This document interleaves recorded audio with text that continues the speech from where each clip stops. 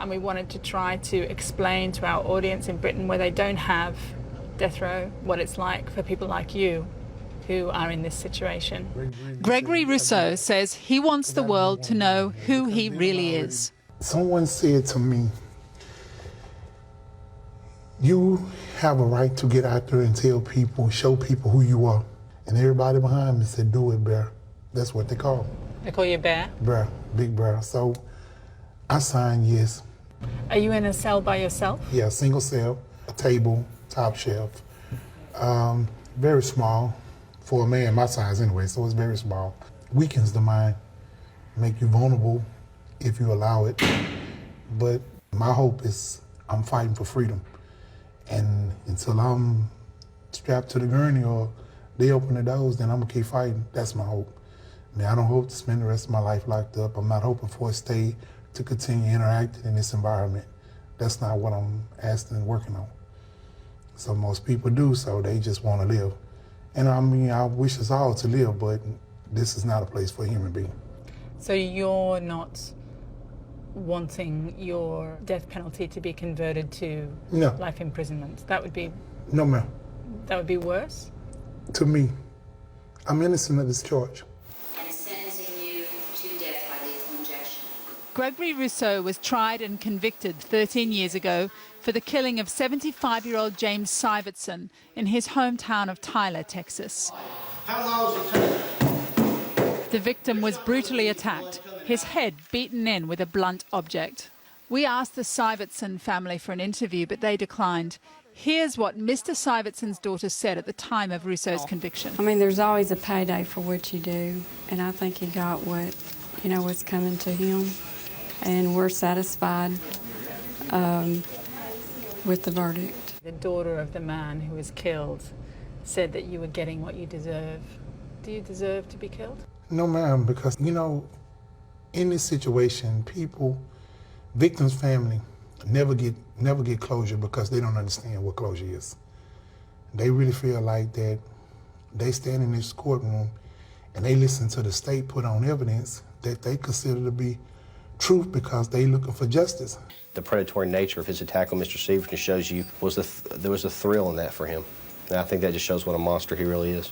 The district attorney called you a monster. You paint the pictures, he's a dog, he's an animal, like my mama had this disease and delivered this disease to this world. That's not justice. That's humiliation. Russeau says police planted evidence to frame him because he knew of their involvement in the town's drugs trade. He says he never got a fair trial. Those claims were dismissed on appeal. The 12 people didn't even understand what was going on. They found me guilty based on I had an all-white jury, and this was a 75-year-old man, and I'm an African-American drug user. I'm hurt. I'm full of pressure. And because that's my son. That's my baby. And he's the youngest of 10. And it's a hard thing to swallow. Gregory Russeau's mother, Clara, still lives in Tyler, Texas. She's wary of saying too much in a small town where her son's been labelled a monster. But she's clear the death penalty is cruel. This is like you tie somebody up and beat him to death. That's cruelty. And the death penalty is nothing but cruelty.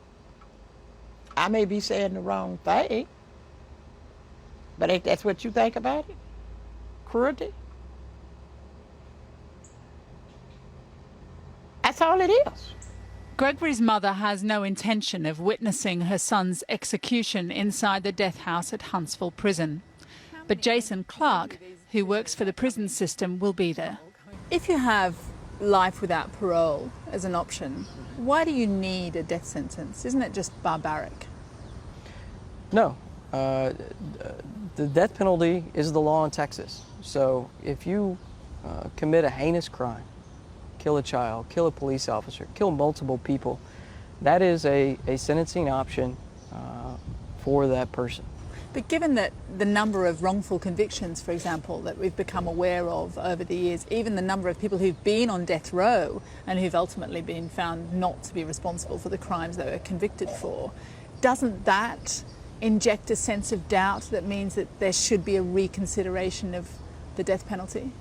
Again, the death penalty is on the books in Texas, and I can tell you that offenders have a number of appeals, both at the state and federal level. I believe in the process.